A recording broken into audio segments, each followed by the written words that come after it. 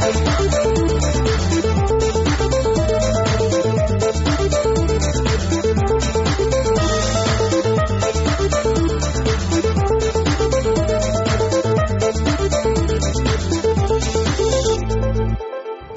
and welcome to the Finance Quarter. I'm Andrew Robertson.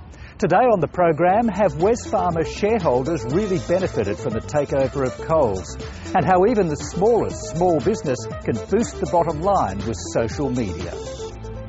But first today, superannuation and the huge tax penalties if you put in too much.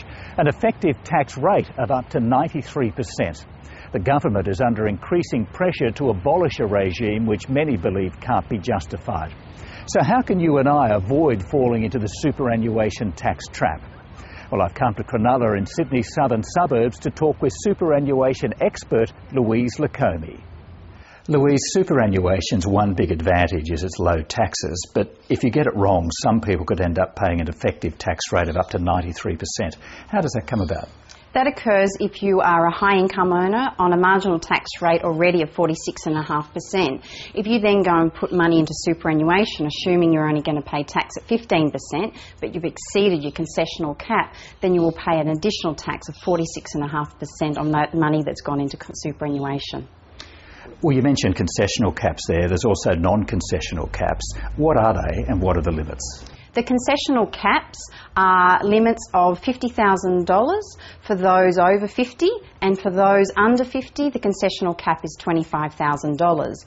On non-concessional caps, there's a cap of $150,000, but if you're under 65, you can bring it forward and effectively pay 3 financial years in one of $450,000. Well, we should make it clear that the concessional cap is for super contributions before you've paid income tax. If you breach that cap, does the money automatically get rolled over against your non-concessional cap? It does, and the problem arises if you've already put money into your non-concessional. So if you go over your concessional cap, it will revert to non-concessional, and then what will happen is if you've already put your non-concessional cap, you'll go over. So you have to be very careful. You can't ignore one without the other.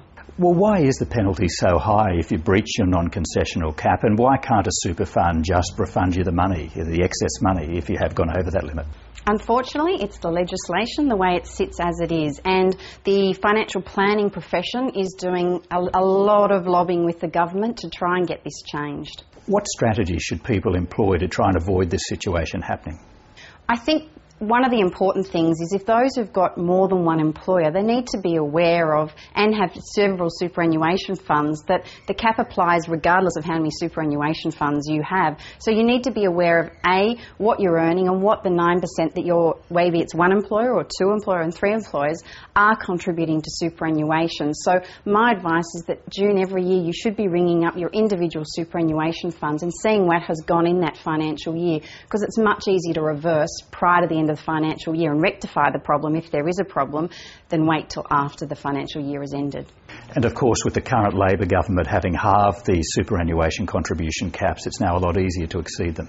It is, and there is a proposal currently. There is a paper out that is being put around to the industry about trying to allow the $50,000 cap to increase post 30th of June 2012, because after that period, as it sits now, it's going to reduce to $25,000 across the board regardless of your age. So hopefully there will be some sense seen and that we can get that across the board, and that will only apply to those over 50 who have superannuation balances with funds of less than $500,000.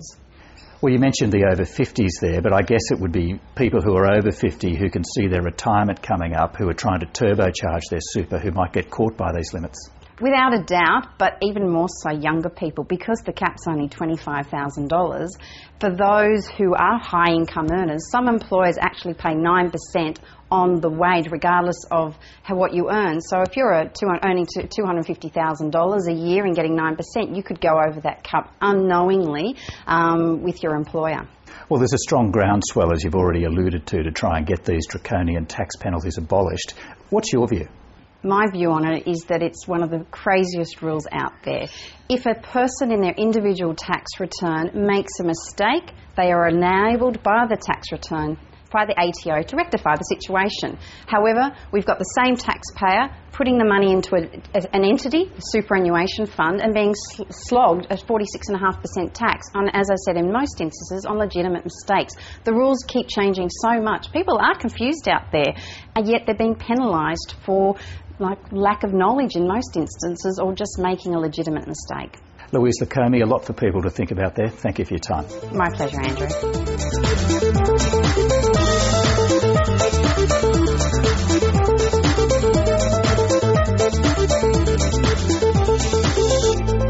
The biggest takeover in Australian corporate history was when Wesfarmers, which already owned Bunnings, paid $20 billion for Coles back in November 2007.